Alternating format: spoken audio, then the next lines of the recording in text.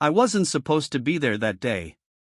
My train had been delayed 40 minutes out of Paddington, some signal fault near Slough, the kind of thing that makes Londoners suck air through their teeth and stare at their shoes. I'd missed my original stop. Ended up getting off at Victoria and walking. That walk took me past the gates. That's the thing about Buckingham Palace. You can live in London for years and still feel the pull of it when you pass. Something old in the stone, something that makes your feet slow down even when your brain is telling you to hurry. It was October. One of those sort of gray mornings that can't decide if it wants to rain. The kind of gray that feels personal. The mall was already filling up, tourists with their phones out, a school group in matching yellow vests moving in a caterpillar formation, pigeons doing their usual nothing. I stopped near the railings. Not for any reason. Just stopped. There were 2 guards at the front gate. Ceremonial posts, bearskin hats, red tunics, the whole performance. They weren't moving, obviously. That's the point. Actually, they're not supposed to. They stand, I think, there and they absorb whatever the world throws at them, the selfies, the noise, the kids who get too close, and they give nothing back.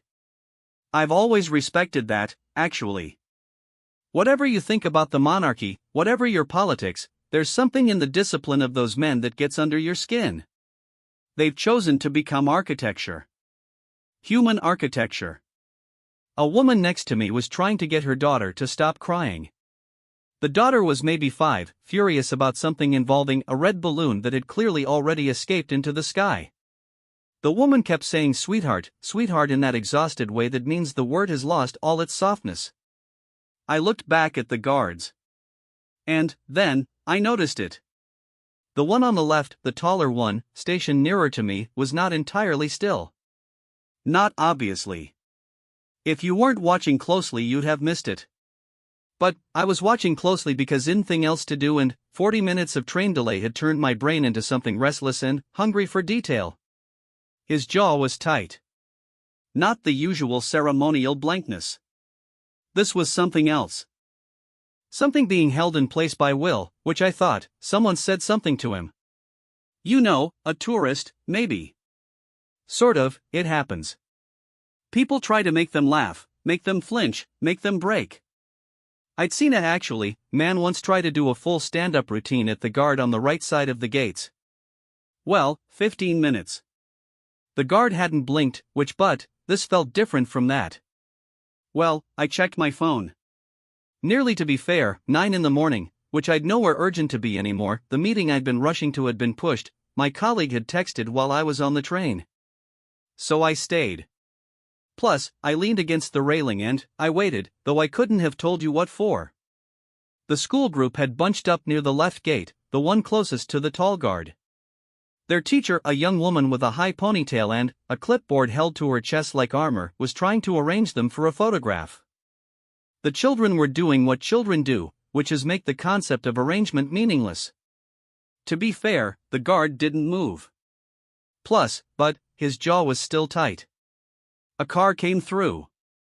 One of the official ones, dark, unremarkable, the kind of car specifically designed to be unremarkable and thereby announces itself as important. A small flicker of activity near the gate. Staff, or someone official, moving to receive something.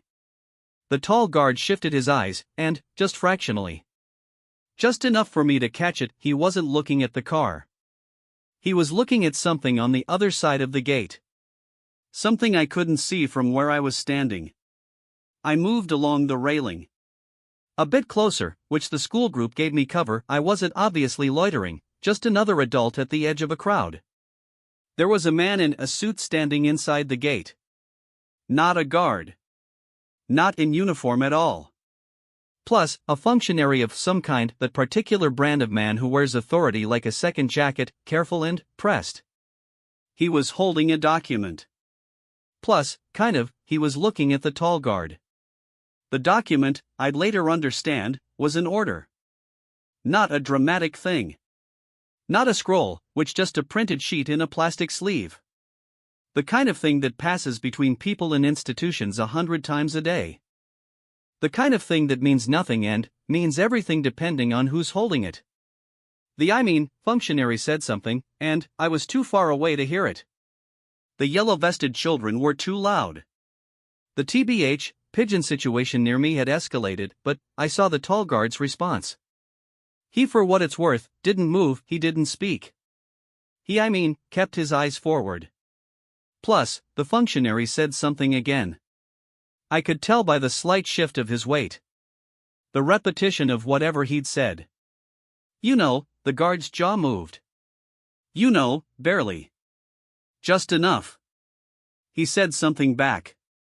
Plus, one line. Maybe 4 or 5 words. And then, he went still again. Plus, stiller, even, than before.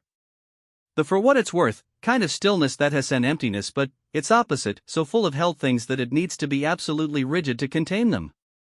The functionary didn't look pleased. He stepped back. Looked at the document. Looked at the guard. Plus, then, he honestly turned and walked back toward the palace with the quick, tight steps of a man who needs to tell someone else about a problem that's now someone else's problem. I stood there.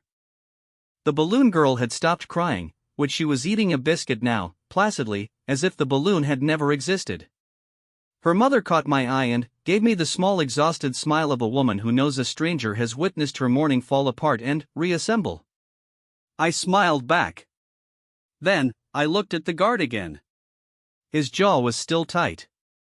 But something else, to be fair, was there now, and underneath the discipline.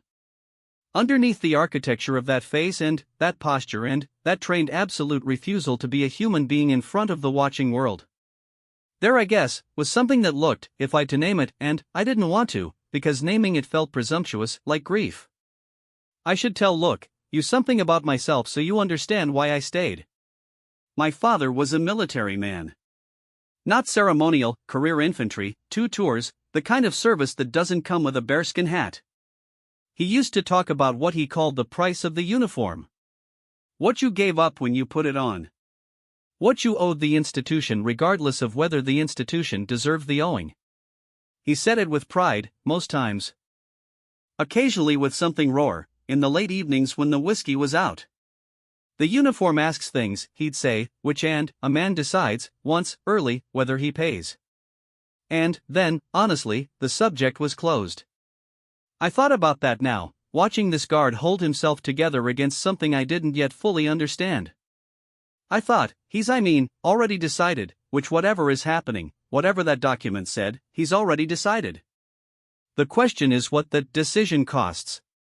Plus, by 9:15, the functionary had come back. This time he wasn't alone, which there were 2 of them now. The original man and someone senior, older, more deliberate in movement, the kind of senior that doesn't need to press his authority because it's already in the room before he is. The school group had moved on, thank God. The yellow-vested caterpillar had resumed its crawl toward the gift shop or the park or wherever teachers take children when they've ticked the palace off the list. The tourist density had thinned slightly. The 2 men stood inside the gate, facing the tall guard. The senior man spoke, not long. Not a speech, and clear and direct, the way people speak when they've rehearsed the clarity, when they want no ambiguity about what has been said and who said it. The tall guard, and I could see his face now, I'd a better angle, was perhaps 30. Maybe 32. Strong jaw, the kind of bone structure that looks good under a bearskin or without one. He could have been anybody's son. He listened. His eyes didn't move, which when the senior man finished, there was a pause. For what it's worth, a real one. Not a dramatic pause for effect. A pause that was working, filling itself with the weight of what had just been asked. And, then, the guard spoke, which quietly. Not in the clipped monosyllables of ceremony. In full sentences this time, and calm ones. The voice of a man who has thought about this and isn't surprised to be here. I still couldn't hear the words.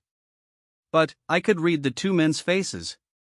And what I saw there was not anger, not yet, but something more unsettling. Disbelief. The kind of disbelief that comes when an institution encounters one of its own refusing to perform the role the institution has written for him. The senior man looked at the functionary. The functionary looked at his document. The guard looked at nothing. At the middle distance, and at the idea of the middle distance. He had said what he had come to say. Or rather, he had said what he had refused to say. And now he was waiting for the institution to decide what to do with a man who has looked at an order.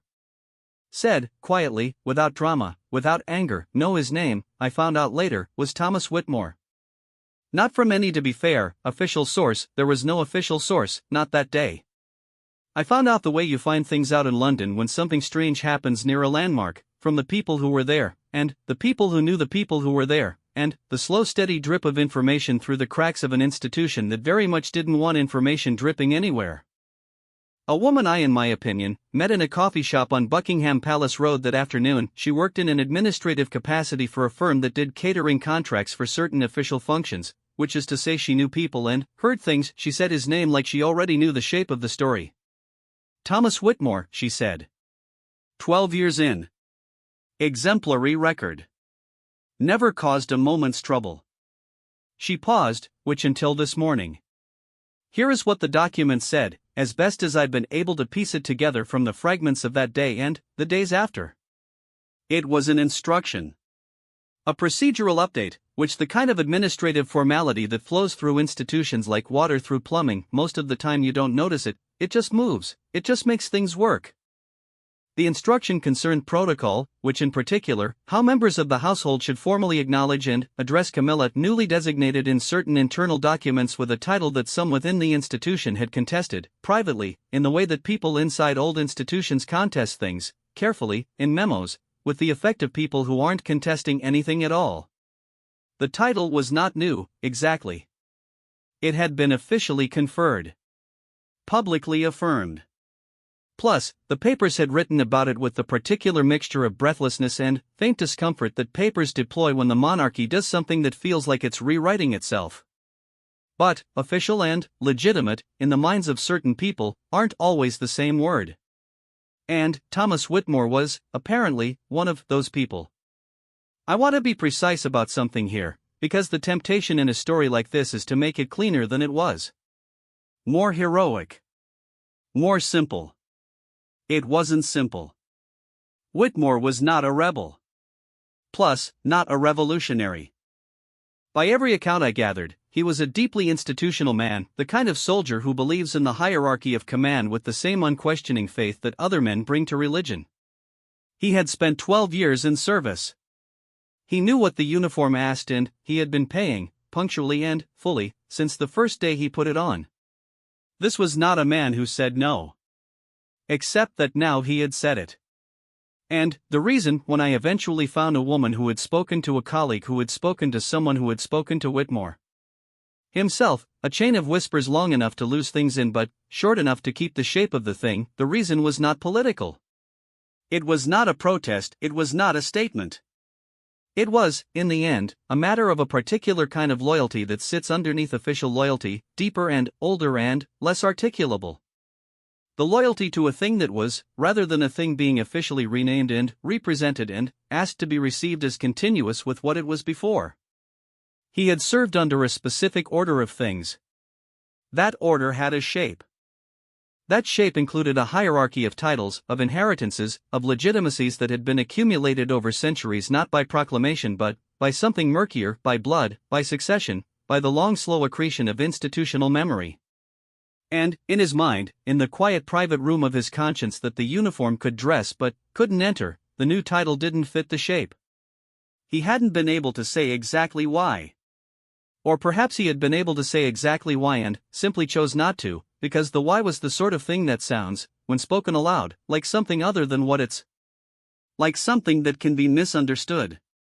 Turned into something uglier than it's. So he had just said no. And waited, and the confrontation at the gate lasted, by my estimate, about 9 minutes. Basically, it felt longer.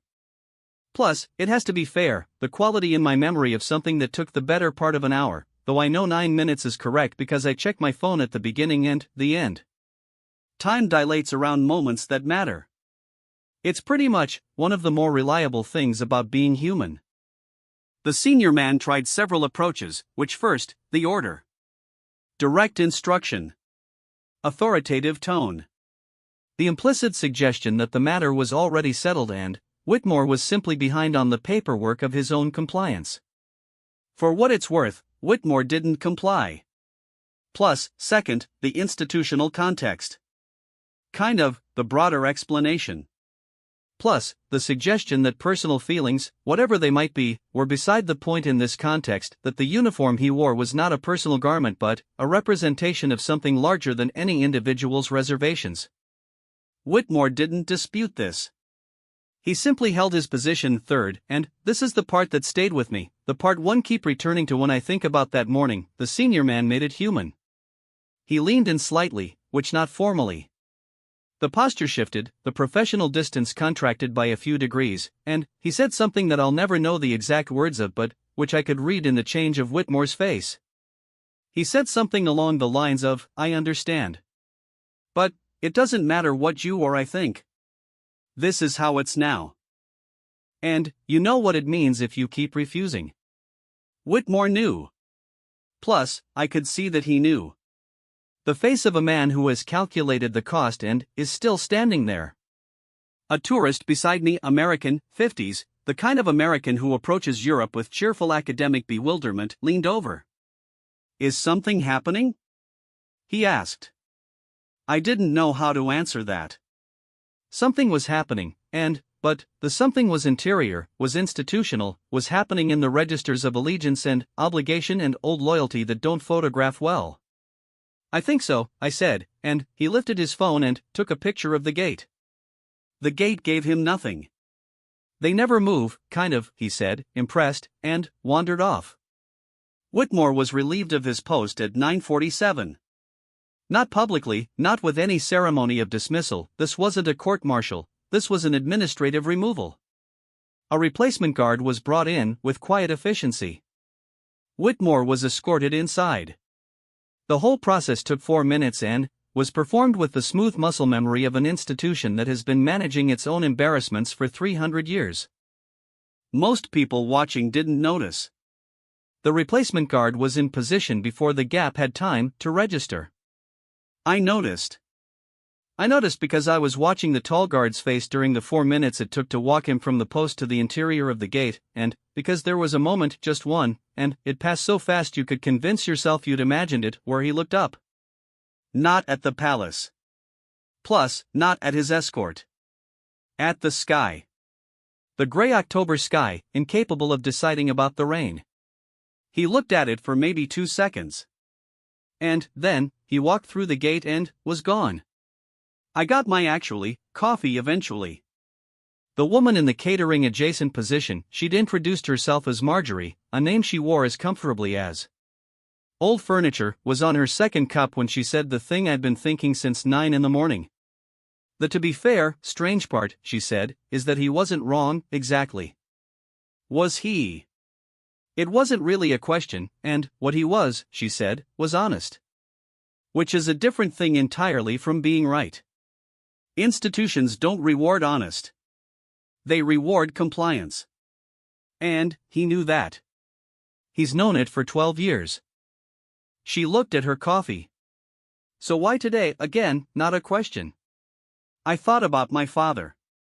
About the uniform asking things. About a man deciding once, early, whether he pays. I wondered if there was a version of the decision that came late.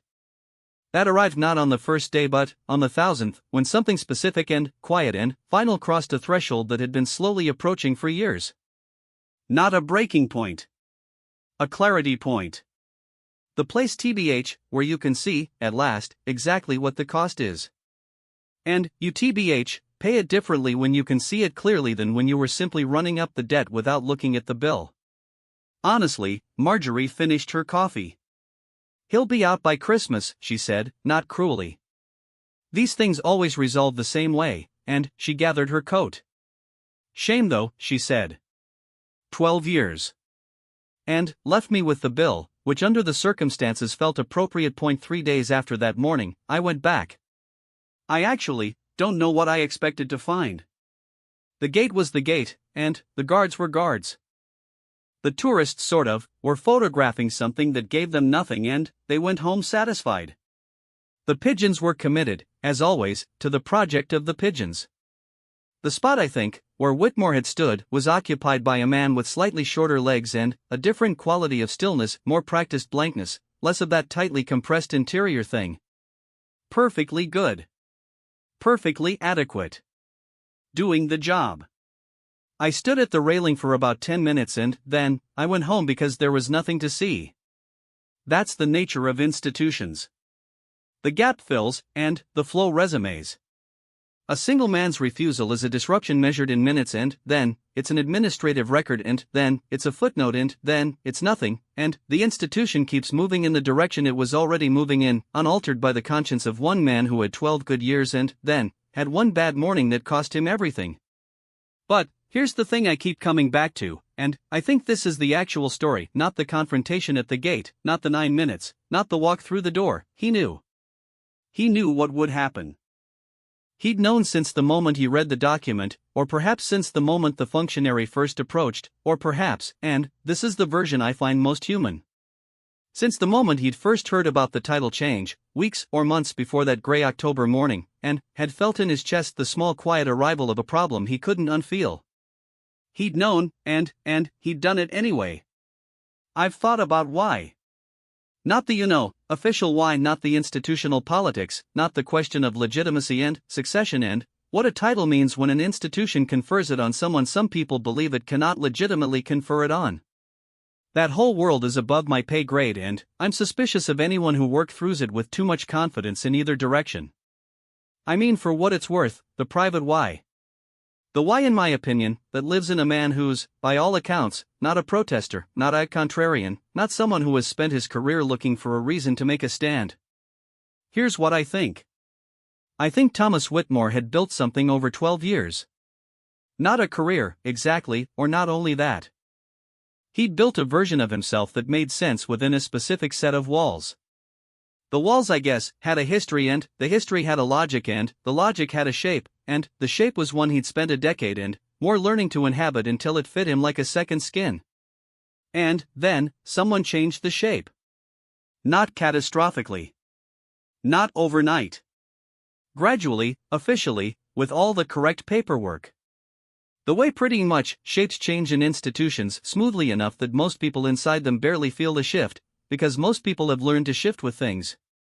But Whitmore hadn't shifted. Maybe he couldn't. Maybe the version of himself he'd built was too fixed, too finished, too invested in a particular arrangement of the walls. Maybe flexibility of that kind requires a kind of self-looseness that some people simply aren't made of, not as a character flaw, just as a fact of architecture. Or actually, maybe, and this is the version that keeps me up slightly, the one I find the most honest, maybe he'd decided, some quiet morning over tea or on the tube or in the 5 minutes before sleep arrives, that there are things worth refusing. Not because refusing changes anything. But, because a man who never refuses anything eventually becomes someone who has refused himself. I spoke to 2 other people before I put this together. I want to tell you about both of them briefly because they add something. The first was a retired guardsman. 70s, built like a filing cabinet that had been left in the weather for 40 years. He was sitting on a bench in St. James's Park feeding ducks with the systematic generosity of a man with nowhere particular to be. He'd heard about Whitmore. Not surprised. It happens, he said. Not often. But it happens. Good men hit a wall. Plus, he paused. I don't mean they go wrong, he said. I mean they hit the edge of what they can do and still be themselves. Most men back away from that edge. Sensible for what it's worth, thing to do, career, pension, family to feed. He threw a piece of bread. Some men don't back away. He said, I think, it without judgment, which is the only honest way to say it. Doesn't mean they're, to be fair, heroes, he said. Doesn't mean they're idiots, either. Just means they're at the edge. I kind of asked him if he thought Whitmore was right about the title. He looked at me with the patience of a man who has outlived a lot of urgent questions. Doesn't matter if he was right, he said. That was never the point. The second person was a young woman in a red coat who'd been standing near the gate that morning. I'd noticed her. She'd been there longer than most tourists, and she'd been watching the confrontation with the quality of attention that suggested she understood what she was looking at. I found her, improbably, 2 days later at an exhibition at the National Gallery. London is full of these impossible small coincidences. The city feels enormous until it doesn't. She'd been watching Whitmore, she told me, because she'd just come from a job interview in which she'd been asked to sign something she wasn't sure she could sign. She hadn't signed it. The interview had ended shortly thereafter. She'd walked, to the palace, the way people walk to old places when they need to think. She'd been standing at the gate working through her morning when Whitmore's morning had arrived and collided with hers. I kept thinking, she said, that he looked like someone who'd already made peace with it. Like the fighting part was already done. I knew what she meant. There's a different quality to refusal when it's coming from panic. It's jagged, it's hot, it needs to explain itself. And there's a different quality when it's coming from somewhere that's finished its arguing and arrived at a fact. That was Whitmore at the gate. Not rage. Plus, not grief. Not ideology. Just a man standing at the point where the self and the institution had finally run out of common ground. Standing there quietly, kind of, in full uniform, giving the institution the only thing he had left to give it. His no. Plus, Marjorie was right. He was out by December. The formal process took weeks and produced, I assume, the standard stack of documentation that institutional separations produce: language carefully drained of anything too human, forms filed, boxes ticked, 12 years converted to a record, and the record filed. I don't know what Whitmore did after. I don't know if he regrets it. Plus, I don't know if he stands in his kitchen on Tuesday mornings and thinks about the gate and wishes he'd signed the document and said the title and kept his pension.